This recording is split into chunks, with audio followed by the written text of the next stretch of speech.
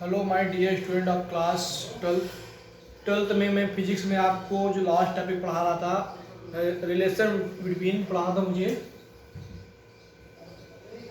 Relation between refractive index and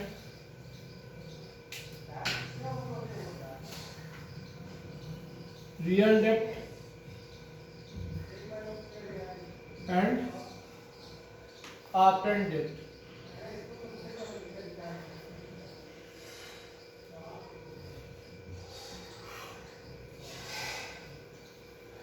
ध्यान देखिए बेटा, मान लिया कोई भी एक कॉइन है आपका वाटर में,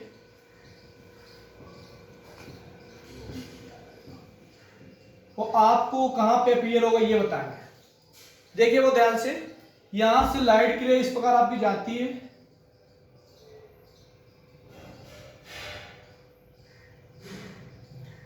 इस प्रकार यहां से लाइट की रे जाएगी, इस प्रकार यहां से आपकी, और क्योंकि आपकी लाइट की रे डेंसर मीडियम से रेयर मीडियम जा रही है तो नॉर्मल से अवे जाएंगे, नॉर्मल से अवे जाएंगे इस प्रकार।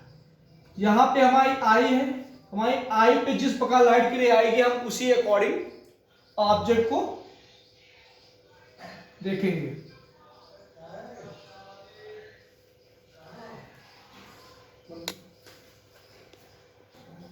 ये कोई आपका ऑब्जेक्ट है जहां से ये इंसिडेंट रे जाती है, डेंसर मीडियम से रेयर मीडियम में जाती है, मीडियम सेकेंड से फर्स्ट में जाती है तो नॉर्मल से अवे जाएगी। जब नॉर्मल से अवे जाएगी तो हमारे आंख पे जिस प्रकार लाइट की रे आएगी हम उसके सीध में देखेंगे तो इमेज मुझे कहां फॉर्म होगी, यहाँ पे, तो ओ डैश की इमेज कहां बनती है, यहाँ पे। तो ये जो है आपकी रियल डेप्थ हो जाएगी यहां तक की, इसको लोग बोलेंगे रियल डेप्थ।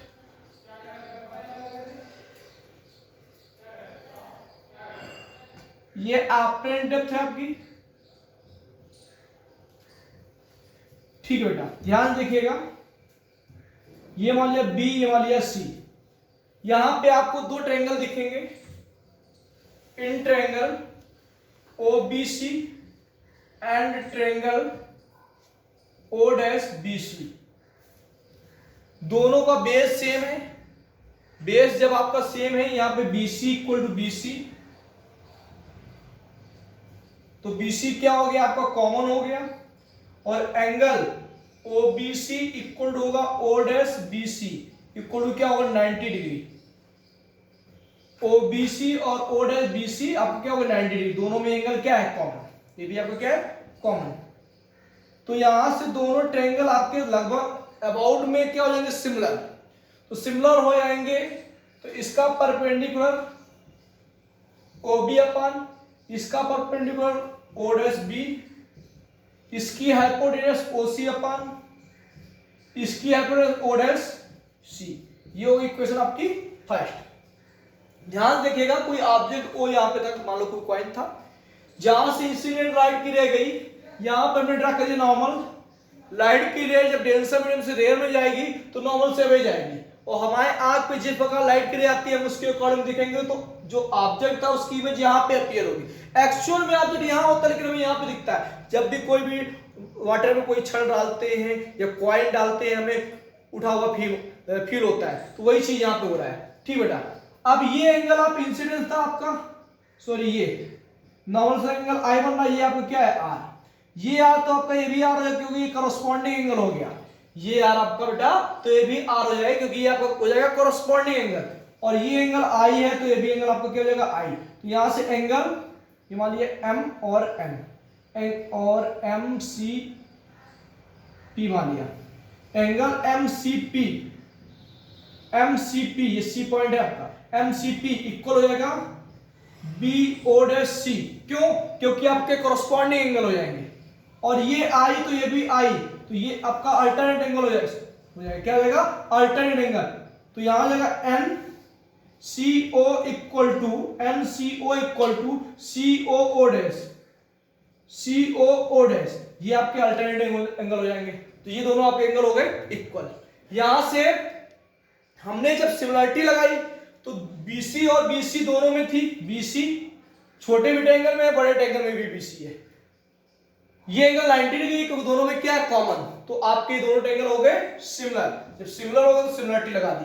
अब जरा ध्यान से देखिएगा आगे, आप हम लोग अब आगे जो काम करेंगे, यहां पे हम जो लाइट गिरेगी सेकेंड मीडियम से फर्स्ट में गई, तो 2n1 इक्वल टू होगा 2μ1 sine I upon sine R. तो इसको 1 करेंगे, यानी पहले तो रिफ्रैक्टिव इंडेक्स आप first medium with respect to second, आप निकालेंगे रिफ्रैक्टिव इंडेक्स आप second medium with respect to first, तो रेसिप्रोकल उधर भी हो जाएगा, sine R upon sine R हो जाएगा। ठीक है, तो 1μ2 equal to sine R perpendicular BC upon hypotenuse ओडेस C upon sine I perpendicular BC upon hypotenuse OC। BC आपको कैंसिल आउट हो गया, 1μ2 इक्वल टू क्या आ गया, OC अपॉन ओडेस C। ये इक्वेशन आपकी हो गई सेकेंड। हमने फर्स्ट इक्वेशन से बेटा क्या फॉर्म किया था, फर्स्ट इक्वेशन से मेरा निकल के आया था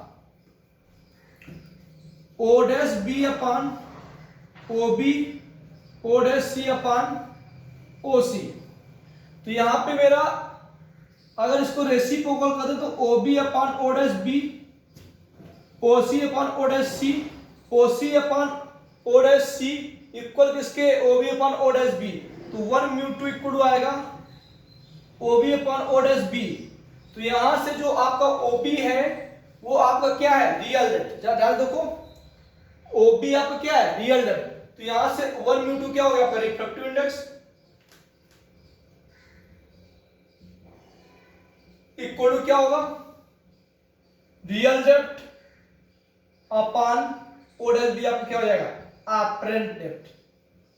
तो ये आपका रिलेशन आ गया रिफ्रैक्टिव इंडेक्स, रियल डेप्थ और अपरेंट डेप्थ में। अब यहां से शिफ्ट निकालेंगे कि जो इमेज है वो कहां पे शिफ्ट हुई है, तो शिफ्ट निकालेंगे तो शिफ्ट इक्वल टू होगा real depth minus apparent depth. तो शिफ्ट आपका कितना है, O डैश, रियल डेप्थ आपका क्या है OB और अपरेंट डेप्थ क्या O डैश B। तो ये आपका रिलेशन आ गया रिफ्रैक्टिव इंडेक्स और real depth and apparent depth में। और शिफ्ट कैसे फाइंड करें मैंने वो भी बता दिया। चलिए आगे बात करते हैं। जो आपका क्रिटिकल एंगल था वो मैं लास्ट वीडियो में आपको बता चुका था और मैंने इसको समझाया भी था। टोटल इंटरनल रिफ्लेक्शन के बारे में बताया था मैंने, जो भी आपका टॉपिक कंप्लीट हो चुका था। तो ये रिफ्लेक्शन का आज लास्ट टॉपिक है आपका। इसके बाद जो आपका स्टार्ट होगा वो स्टार्ट होगा रिफ्लेक्शन थ्रू स्फेरिकल सरफेस, लेकिन उससे पहले हम लोग न्यूमेरिकल करेंगे। तो आज एक जो लास्ट टॉपिक है वो भी बता दे रहे हैं, relation between wavelength and refractive index. हमें जैसा कि पता है जब कोई भी लाइट किरे एक मीडियम से दूसरे मीडियम में आती है, one medium to another medium जाती है जब लाइट किरे, तो उसके फ्रीक्वेंसी अनचेंज रहती है, वेवलेंथ चेंज हो जाती है, स्पीड चेंज हो जाती है, लेकिन फ्रीक्वेंसी क्या रहती है, अनचेंज। तो मान लिया मीडियम फर्स्ट की पहले बात करेंगे। मान लिया मीडियम फर्स्ट एयर में थी, तो स्पीड इक्वल टू होता है डिस्टेंस अपॉन टाइम। स्पीड को हम लोग डिनोट करते हैं सी से एयर में, डिस्टेंस यानी वेवलेंथ होगा, टाइम क्या होगा आपका टी। हमें पता है फ्रीक्वेंसी इक्वल टू होता है 1 अपॉन टाइम पीरियड। तो यहां हो जाएगा 1 upon T into lambda, 1 upon T ये क्या आएगा एफ, तो सी इक्वल टू आ गया एफ लेमडा। ये क्वेश्चन हो गया आपकी फर्स्ट। अब हम बात करेंगे मीडियम सेकेंड। मीडियम सेकेंड में बात करेंगे तो स्पीड इक्वल टू होता है डिस्टेंस अपॉन टाइम। तो हमें पता है जब लाइट किरे one medium to other medium जाएगी तो उसकी स्पीड चेंज हो जाएगी, तो स्पीड क्या होगी v, वेवलेंथ भी चेंज हो जाएगी, डिस्टेंस भी चेंज हो जाएगी, टाइम t ही रहेगा। Frequency equal to 1 time period, तो यहां से v इक्वल टू आएगा एफ लेमडा डैश, ये क्वेश्चन हो गई सेकेंड। अब हम लोग, ये आपकी क्वेश्चन फर्स्ट हो गई बेटा, ये हो गई सेकेंड। अब हम लोग कुछ नहीं करेंगे, यहां पे करेंगे equation first divided by second, तो फर्स्ट इज सी और second V, F lambda upon F lambda dash, F से F cancel out, C upon V speed of light in air या vacuum upon speed of light in medium को हम लोग क्या बोलते हैं, रिफ्रैक्टिव इंडेक्स। तो यहां क्या जाएगा आपका mu lambda upon lambda dash, तो रिफ्रैक्टिव इंडेक्स इक्वल टू क्या आ गया, mu equal to lambda upon lambda dash, तो लेमडा डैश इक्वल टू क्या आएगा, लेमडा अपॉन म्यू।